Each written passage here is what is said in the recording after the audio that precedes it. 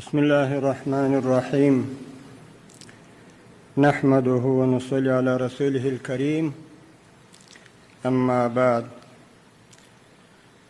لتاسو ټولو راغلو مېلمنو څخه چې زموږ د هیواد په اړه په دې تاریخي غونډه کې ګډون کوي مننه کوم او ښه راغلاست درته وایم. د افغانستان اسلامي امارت او امریکا ترمنځ کامیاب مذاکرات او توافق د افغانستان د مجاهد ولس او نړۍ په ګټه یو مثبت اقدام دی او ټولو ته یې مبارکي وایم. د افغانستان اسلامي امارت توافقنامې عملي کولو ته ژمن دی.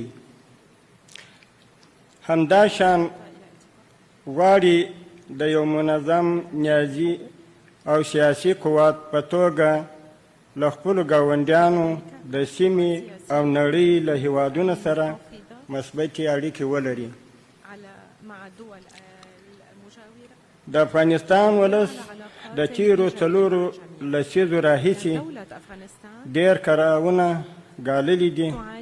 زه هیله لرم د افغانستان څخه د ټولو خارجي قواو په وتلو سره افغانستان ولس د اسلامي نظام تر سیوري لاندې د آرام ساه واخلي او سوکاله ژوند پیل کړي.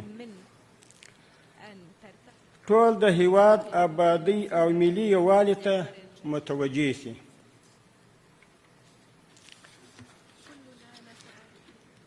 له همدې کبله په ټولو افغاني جهتونو غږ کوم چې په صادقانه ډول سره د یو خپلواک قوي اسلامي نظام لپاره د مذاکراتو میز ته راوړاندې شي تر څو په افغانستان کې په اسلامي ارزښتونو او ملي ګټو راټول شي.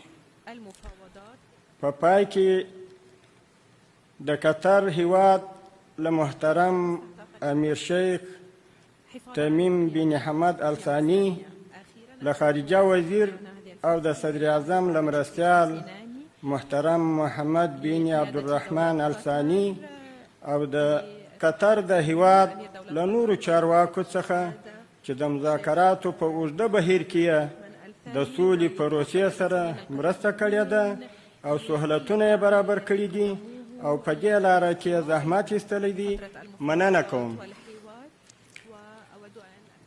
همداشان د سولې په برخه کې د پاکستان هیواد او د دوی د هڅو او د هیلو او د زحمتو څخه چې د سولې په پروسه کې ایستلې ده ډیره مننه کوم.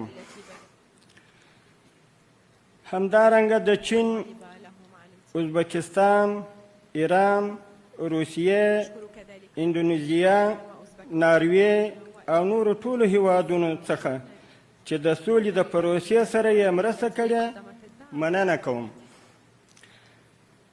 په پای کې هیله لرم چې د افغانستان په بیا رغونه کې ونډه واخلي. والسلام علیکم ورحمة الله وبرکاته.